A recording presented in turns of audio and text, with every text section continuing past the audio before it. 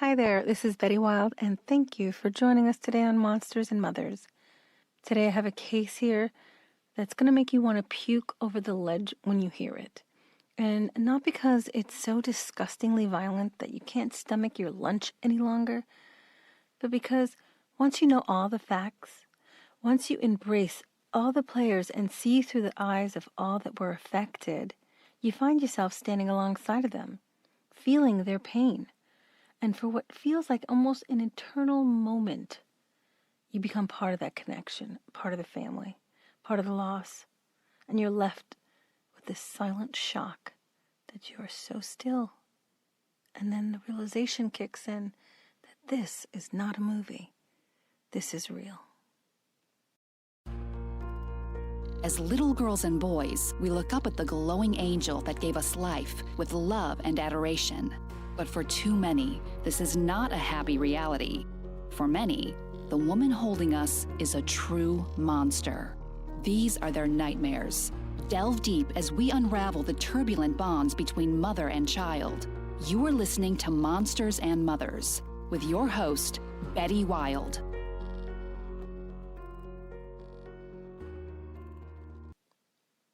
If you haven't already done so, I recommend you watch the documentary Dear Zachary.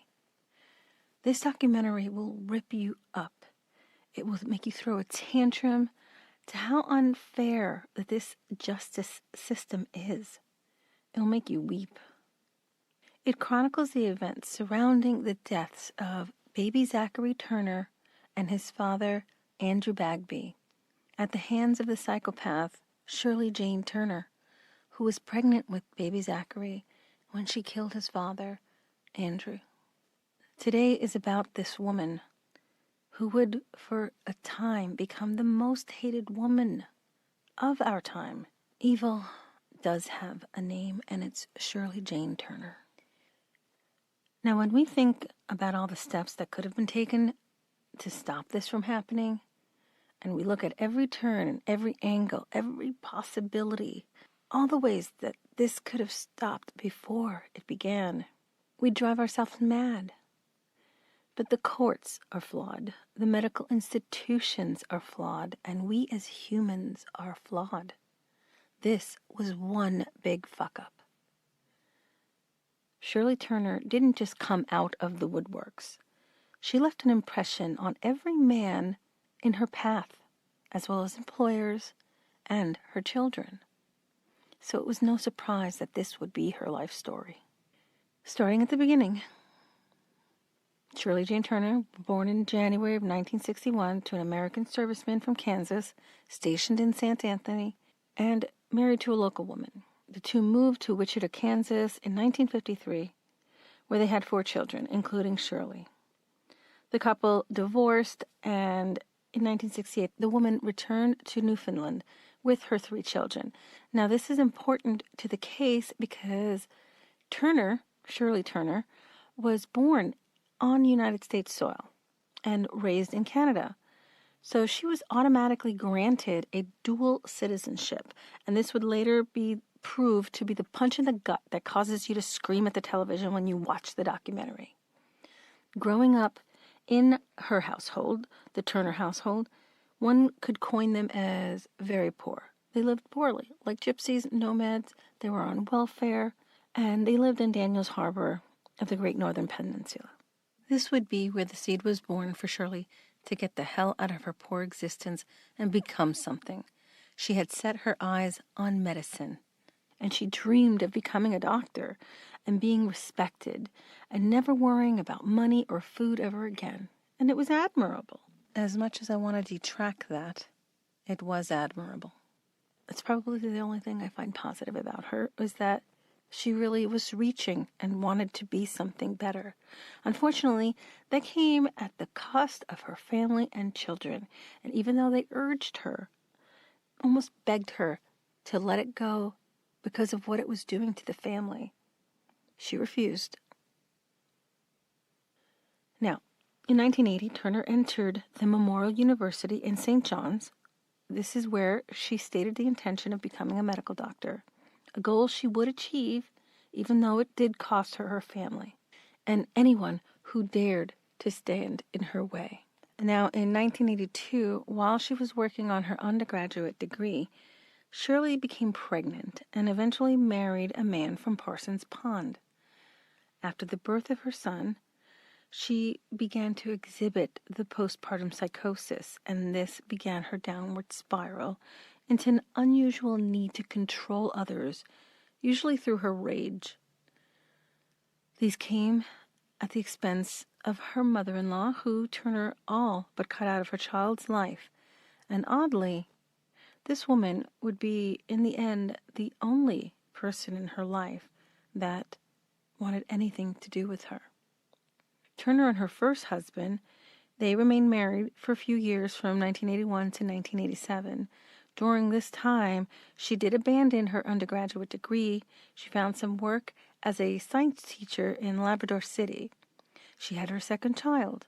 It was a girl this time, and eventually she did begin an affair with a former lover located in the south coast of Labrador. This, like the behavior toward her sympathetic mother-in-law, was perhaps indicative of her manipulative and borderline sociopathic tendencies. The affair lasted for a number of years, and the lengths Turner went to in order to pull it off remains staggering. Her husband, at the time, was working in the mines and found it difficult to get time off of work, but Turner would, under the guise of visiting family back home, travel back to Parsons Pond, where she would dump her kids off to her relatives and head to St. Barb. From there, she took a ferry to the south coast of Labrador, where she would meet up with her lover. In July of 1988, she got pregnant. She did have an abortion with her new lover, but this was after the split of her husband, however, and the two eventually married in July of 1988. Now, after having her third child in 1990, which was also another girl, Turner and her lover, who was a fisherman, began falling out, and eventually they separated in 91. Now, Shirley quite often put her education before anyone in the family, even though her family again urged her to quit altogether to avoid what it was already doing, which was tearing up the family. But she quit her job instead, and she returned back to school to complete her undergraduate degree. This was what was more important to her.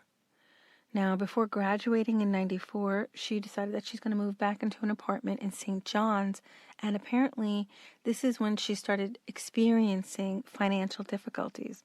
Her second husband, from whom she was just married to, moved in to help her into the apartment, and he cared for the two other children so that she could go to school.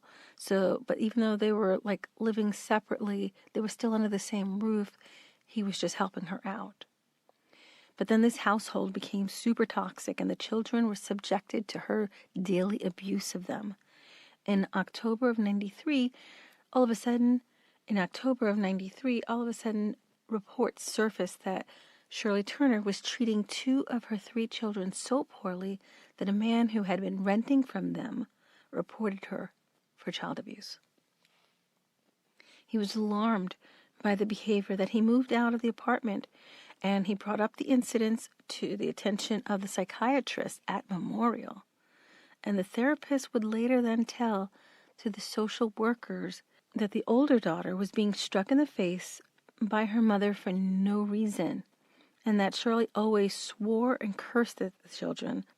She would also leave her daughter, who was the older one though, she would leave her alone on the weekends and on evenings, and even going to school. She had to go to school on a bus by herself. And this was going on for 2 months. Most of the abuse was directed towards the older daughter. But when the children were interviewed, they confirmed and also added that they were struck with open hands and belts. And now what kills me is that unfortunately it's so despicable, our system, that time and time again this keeps happening and are always failing our little ones. The abuse report was filed to social services, which, remember, had the backing of a third-party witness, a respected therapist, and the children themselves. And all of a sudden, the case was closed on January 11th of 1994, without anyone from the department having even spoken to the mother in question. It was just closed. And herein lies the road that would repeatedly enable Turner's pathology.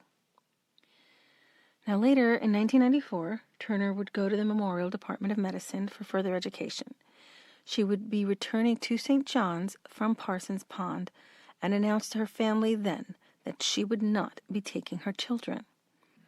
So the two oldest children remained with the mother-in-law while the youngest was sent to Portland Creek with Turner's second husband.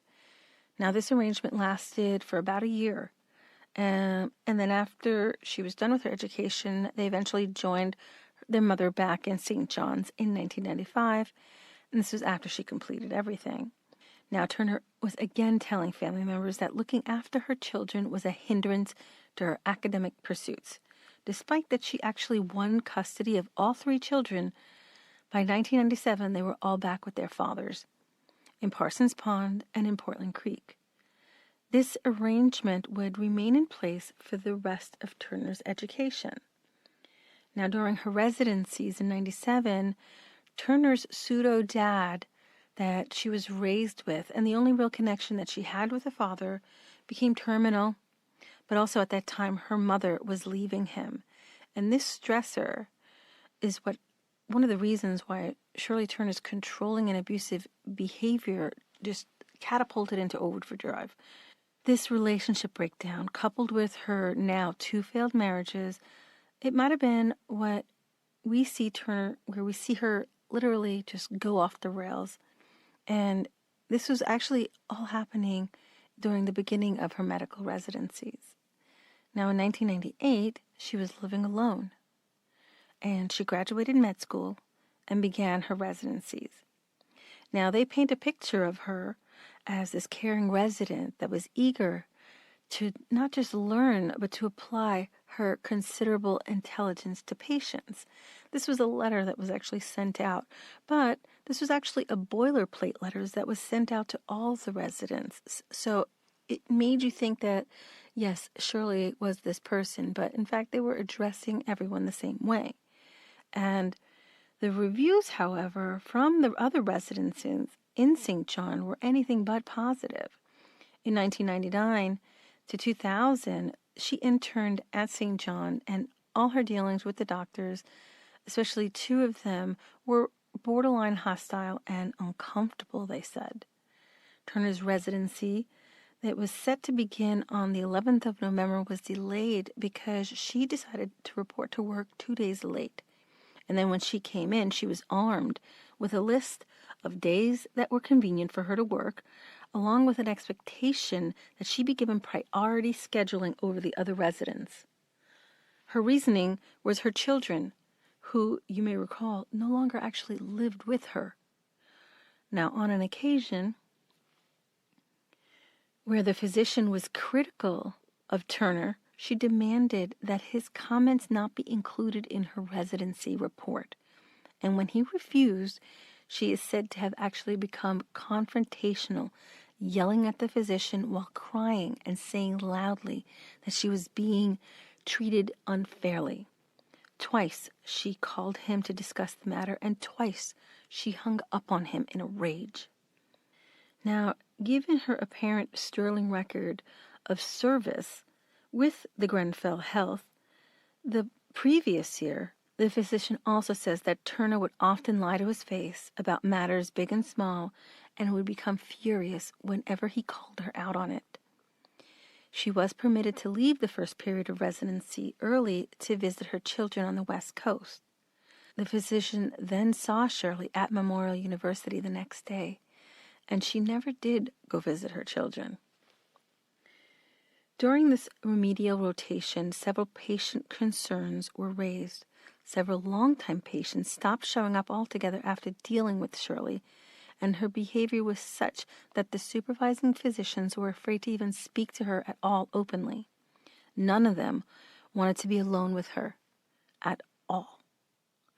And they were fearful of what she would say, either immediately or afterwards. Her growing number of lies that she would turn into screaming rage monster lies and monster behavior that many were all too familiar with. One of the supervising physicians reported, "I felt I was being manipulated whenever I spoke with Shirley Turner. I always felt Shirley Turner was putting on a show as if she were playing the role, but had no feeling for her work." Now that sounds like the making of a psychopath to me.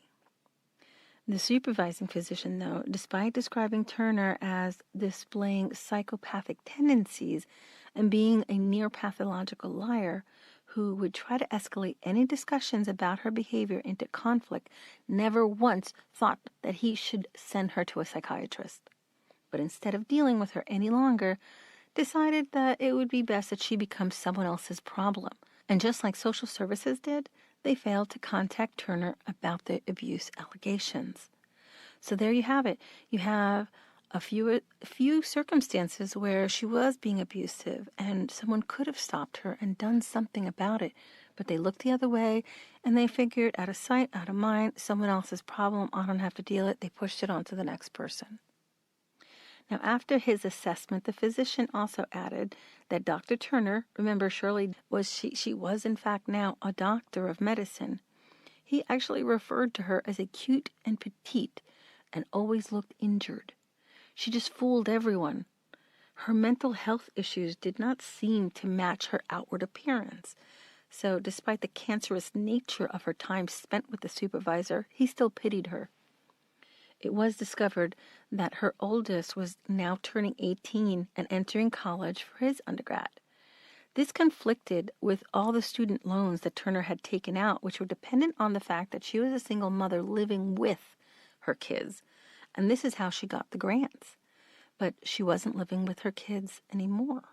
And that was causing her great stress.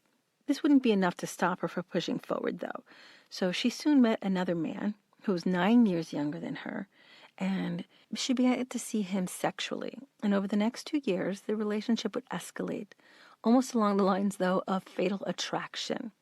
Shortly after they had met, the man contacted Shirley to tell her he was going to be moving for work and that he did not want to keep the long-distance relationship going. Now, this is part of the freaky, scary films where the audience clenches their butts because they're waiting for the axe-wielding girlfriend to just go ballistic on the guy. Now, Turner's response to this was to repeatedly call him over and over and over again to the point of madness till he finally caved, only to the barrage of her violent temper coming at him. But he did it because he thought he was going to calm her down from the ceiling. And just then, when he thought he could breathe again and start over, whoop, there she was. He landed a new job, and she ramped up her pursuit on him and personally attacked him until finally he gave in order to avoid the police getting involved. And then she just refused to leave. This would have been a great time for her to start medication, don't you think? Now, feeling intimidated, he gave in and let her stay. And this was early summer of '98, and she would remain there for more than a month. On one occasion, she would almost break his jaw by wielding her shoes. She had these high-heeled shoes, and she whacked him across the face. And this was after they came home from a party. And he says that this made it very clear to him the capacity of her violence. On another occasion, he actually brought her to the emergency room where she was admitted and held overnight for a psychiatric examination. This man moved across again to Pennsylvania, hoping he would never see Shirley Turner again. But he would. Remember the dual citizenship we brought up? Now, then, this crazy woman traveled to Pennsylvania, found the man's apartment, and according to the police, he found her in a black dress with a dozen red roses in her arms, attempting to overdose. She was slumped lifeless against the doorframe, holding 2 letters. One, a suicide note, and the other, a letter to her former psychiatrist and friend. Shirley Turner told the responders that she had taken some pills and wanted to die. Now, ominously, the letter to her former psychiatrist, also a close friend, read, "I am not evil, just sick." Now, let me remind you that all of this happened before her 2 residencies in St. John. It's unbelievable that she would even be given a license to practice medicine. Now, this is where the story truly begins. After her failed suicide attempt, she is completely now another person altogether, and she is coming apart at the seams. This is where she would meet Andrew, and the world would become fragile and still for a moment in time. Before they met, Andrew was engaged to a young woman who flew with him to St. John's, but the relationship eventually broke down, and the two decided amicably to dissolve their engagement. This woman will later factor prominently in the understanding of Turner's path to murder. In 1999, Andrew and Shirley were a couple. Turner was nearly 13 years older than Andrew Bagby, which may or may not have played a role in her ability to control and manipulate him as the relationship grew. Now, by all accounts, Andrew was such a kind and caring person. He spent time with her children when they visited and even gave away his computer to her son. But also, Andrew remained close with his ex, and Shirley Turner, as you can imagine, did not deal well with this. As Turner's mood swings worsened, so did her ability to be amicable with the woman she perceived as being a threat to the relationship. Turner would routinely accuse the woman of trying to steal Andrew from her, leaving unhinged voice messages and openly threatening this woman. On occasion, after Andrew's parents, Kathleen and David, invited the woman to a family function, Turner escalated things even further. By now, the young woman had completely moved on, and she was romantically involved with another man, but Turner didn't care. She cornered her in a room and made wild accusations before confronting her again a few months later to apologize for what she said. This, of course, was another example of her mood swings. Now, by 2000, Andrew completed his medical school and was looking at positions for his post-education residency and eventually found an arrangement in Syracuse, New York. Shirley Turner decided to move south as well, though not to New York. She accepted a position with Trimark Physicians Corporation at Fort Dodge, where she would be placed in Sac City Clinic owned by the company. It's important at this stage to remember that Turner wanted to be in medicine chiefly for the financial benefits, and her salary with Trimark is perhaps the reason she chose to go to Sac City, not to join her partner in Syracuse. Her initial compensation was estimated to be about $171,000. That's roughly $250,000 in 2019. Now, the long-distance relationship arrangement did not exactly do wonders for Turner's mental state. Reports infer that Andrew may have broken off or attempted to slow down the relationship, stating apparently Dr. Turner and Dr. Bagby departed Newfoundland together with the intention of continuing their romantic relationship in the United States. While some semblance of their relationship appears to have continued after the summer of 2000, there was a long-distance romance. The entire time, each of them resided in the United States. This was for a period of about 14 months, so they lived approximately about 1,000 miles apart.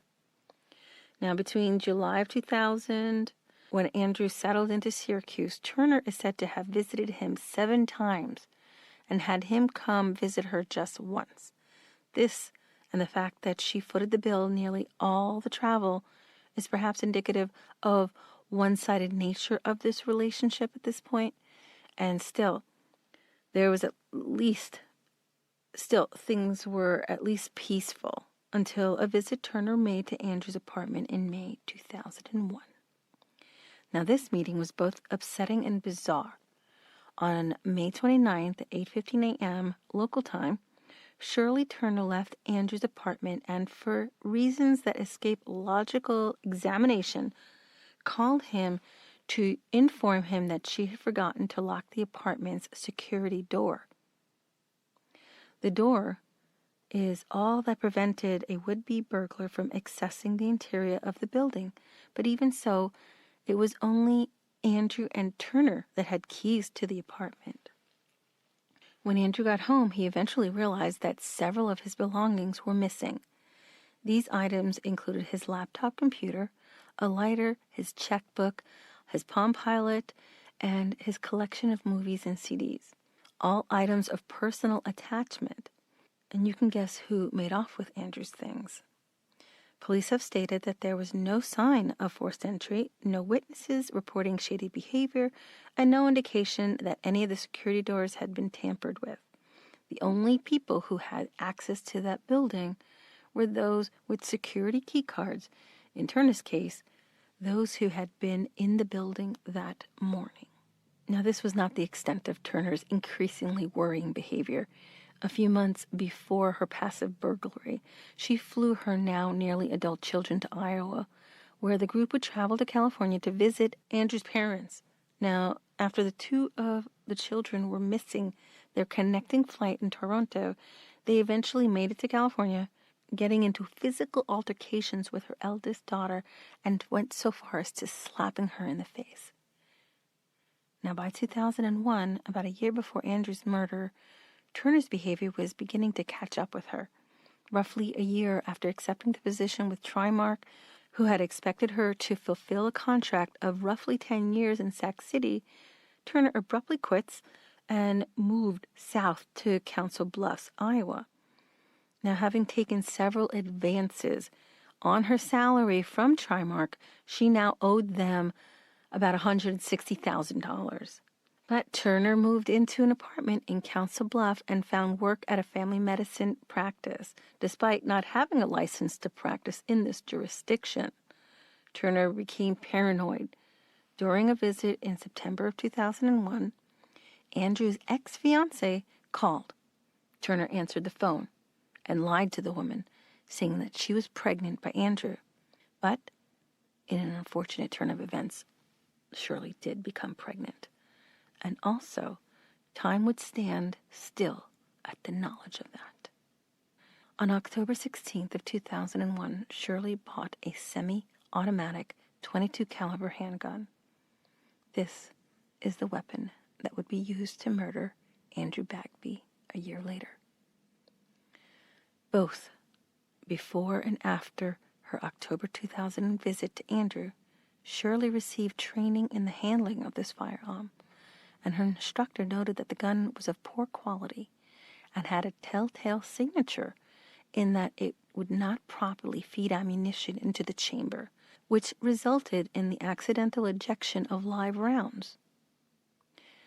Now, during the visit that would change everything, Turner became convinced that Andrew was sleeping with another clerk in radiology, as well as a blonde doctor he worked with. They argued. Then the radiology clerk received 2 anonymous phone calls that are confirmed to actually be from Turner. The first instructed the clerk to go to the library, which she did. But she found nothing and no one there and returned soon home afterwards to find a message on her answering machine. On November 3rd, the day Andrew was supposed to see the clerk, he drove Shirley to the airport, where they had lunch before her flight back home. Andrew ended the relationship during the meal. Afterwards, Andrew went to the drugstore, where he bought a box of condoms. 2 days later, Andrew was completing his morning rounds and bumped into his supervisor, who noticed Andrew was irritated. Andrew told the supervisor that Shirley appeared banging on his door early this morning. Now, He agreed to meet her at Keystone National Park and was just frustrated and stressed out about having to do that. But what Andrew didn't know, that while he was talking to his supervisor across the way at his apartment, the woman he just broke it off with and set her on a plane was now in his apartment going through his things. His colleague and supervisor advised him not to go and asked Andrew to meet him after, at least. And he agreed. He would meet his supervisor that evening at 7:30 p.m. They had a social event that they were going to, but said he would in fact go meet Shirley because he wanted to end it once and for all. They met in the park, and by 8:30 p.m., Andrew Bagby was shot dead in the Keystone parking garage. Andrew had been shot 5 times, with the 6th bullet found ejected live from the gun used to kill him. Shirley Turner, pregnant with Andrew Bagby's baby, mind you, got into her place in Council Bluffs as fast as she could and began calling Andrew's parents several times over the next few days, asking if they had heard from him in an effort to keep up her facade. But everyone smelled a rat right away. No one, and I mean no one, who knew Andrew ever thought the couple should have been together from the beginning. They thought Shirley was awful and inappropriate, flirtatious and loud drunk. She was never happy. There was definitely a disconnect with her, and all had hoped that it was just a phase that their friend Andrew would at least survive. Andrew's personality and the type of person that he was, it was very difficult for people to understand what was happening. He was so enamoring and joyful and jolly. If I could bring up somebody who he reminded me of, it was like being best friends with Jack Black. Whenever I saw like the videos in the documentary, I just thought of his jolly nature and how fun and loving and just hilarious his mannerisms were. And you kind of felt for everyone because, he brought that out in everyone. He used to be a filmmaker. When they were kids, that they would all just like run around making these really funny home videos together, and it was really enjoyable to watch how close everyone was. Investigators were quickly putting their case together during this time, identifying that the shell casings were for the type of handgun that Shirley actually owned, and the live round they found was of the same brand that she had recently purchased. Shirley Turner was smart, however. She managed to get rid of the firearm and turned in all her ammunition that was manufactured by a different company while cooperating with the police. She was fast becoming the sole focus, though, in the investigation of the murder of Andrew Bagby. But she was managing to stay just barely one step ahead of everybody. She fed the police lie after lie about her movements during the days and the days leading up to Andrew's murder. She said she had not left Council Bluff and was instead bedridden with a migraine for much of the weekend as well as Monday, November 5th, the day of the murder. She also lied about her gun being stolen.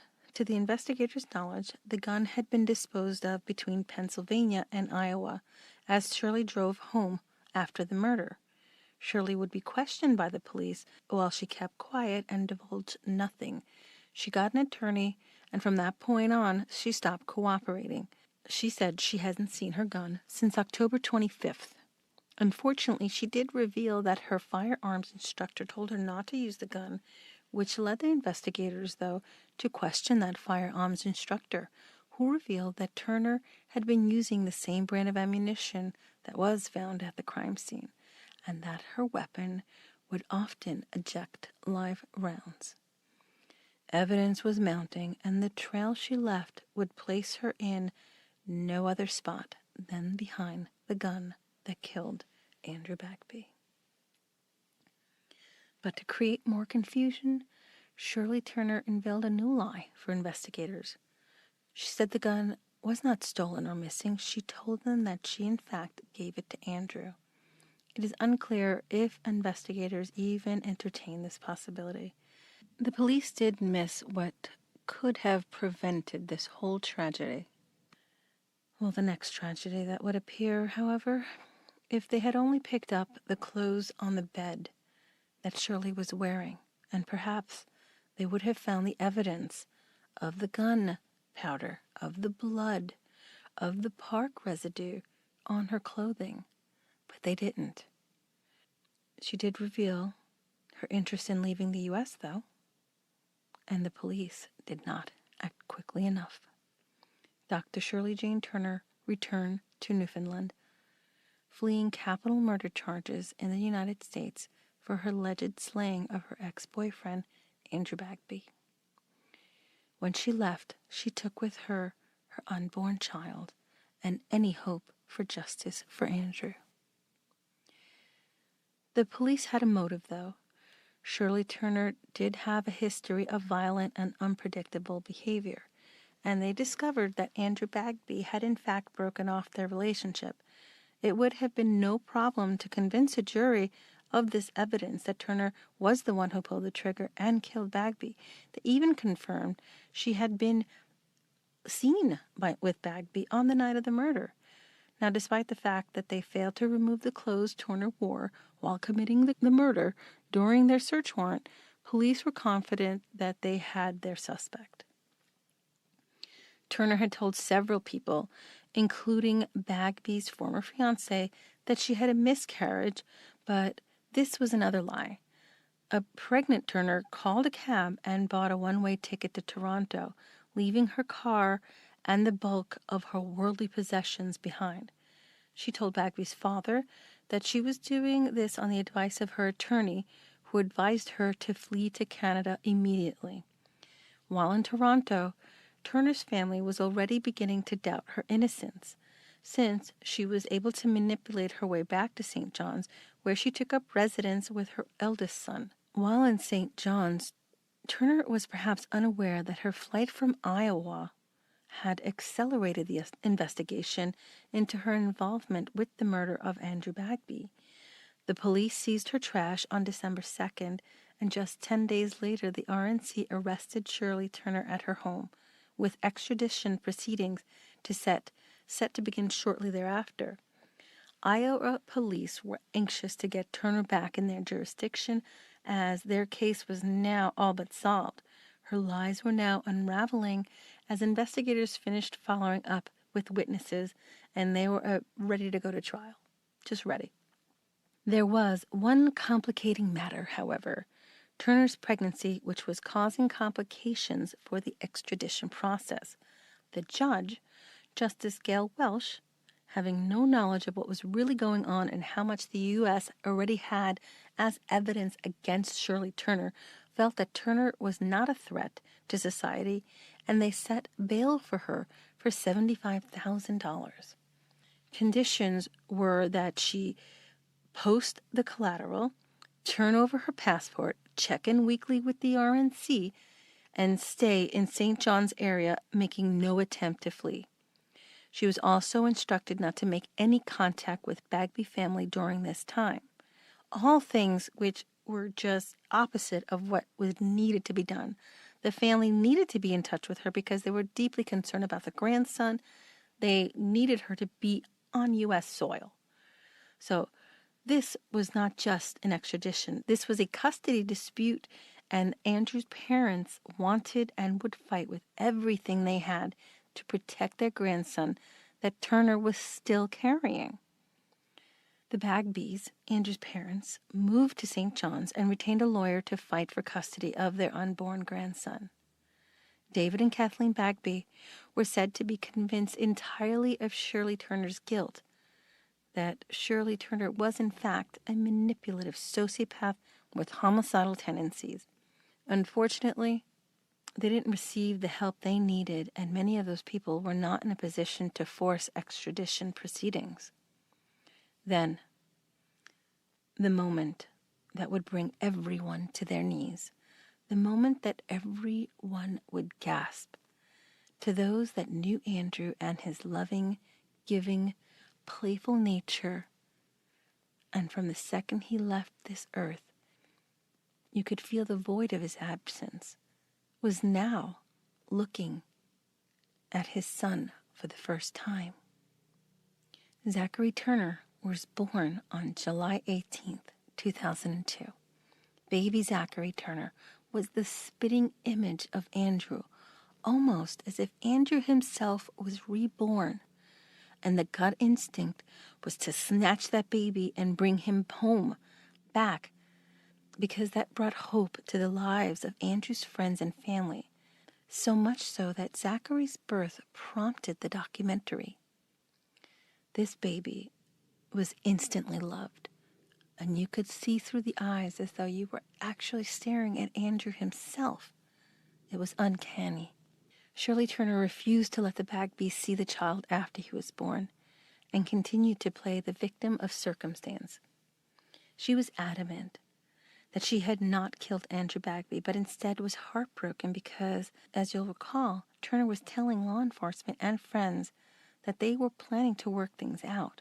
Shirley hated the Bagbys and even fired her lawyer for having too high of an opinion of them. Baby Zach did not respond to his mother or react like a newborn adoring his mother would. He did not respond to her touch, and he was reported to be detached, but he loved to be held by everyone else. However, given Turner's history with her other children, it's not much of a stretch to assume that she also found her son a hindrance. There are reports, though unsubstantiated, that Turner went as far as taunting the Bagbys during Zachary's first birthday party, telling them that if he loves them so much, then maybe he should go live with them. Keep in mind, this is a year after Zachary was born and approaching 2 years since extradition proceedings first began. As a report from a coroner not involved in the case would later state that the Newfoundland Labrador's social services never once appeared to think of the child's safety in letting a wanted, accused murderer keep custody of him for more than a year. On July 4th, 2003, just 2 days after Zachary's first birthday, Shirley Turner met a local St. John's man whom she dated briefly. The man wisely cut off contact when he realized who she was and learned of the pending charges against her. But Turner's old pattern of harassing behavior came back in full force. The man reported to the RNC a series of some 200 threatening phone calls that she made to his residence over the course of the next month. This was a violation of her bail and should have lost custody of her child right then and there, but they did not take that step. Because the man was afraid of his safety and declined to give his name or press charges, Shirley Turner, for what it's worth, she denied the allegations, and no actions were taken by the courts. But this was a trigger for her. The common theme for all of Turner's behavior was control.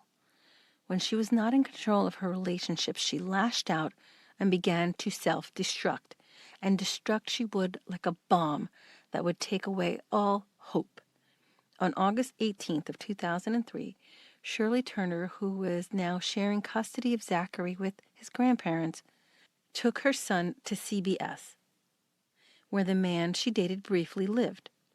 She parked in front of the man's house and left photos of herself and Zachary along with a used tampon on the front seat of her car.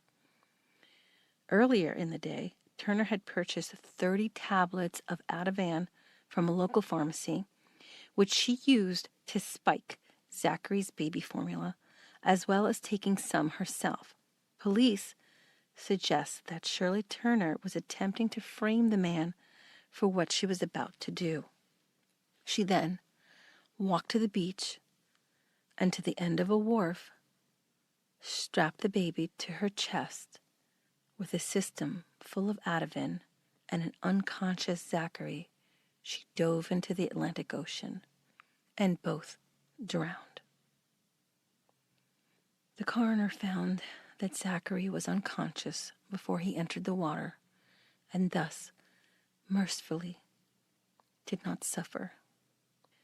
Shirley Turner avoided standing trial for 2 murders.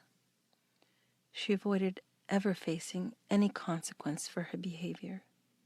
The only person held liable for her was her former psychiatrist, Dr. John Doucette, who was fined $10,000 payable to the College of Physicians and Surgeons, which was used to cover a larger fine levied against the college. Failure to report is a crime. And what a great loss this was for so many. My heart goes out to the families and friends. And if only justice had done its job, if only people weren't so goddamn afraid of reporting what they saw, so many lives could have been saved. I'm Betty Wild. Thank you for listening today on Monsters and Mothers. Thank you for listening to Monsters and Mothers. Subscribe to hear more chilling accounts of mothers who commit unspeakable horrors.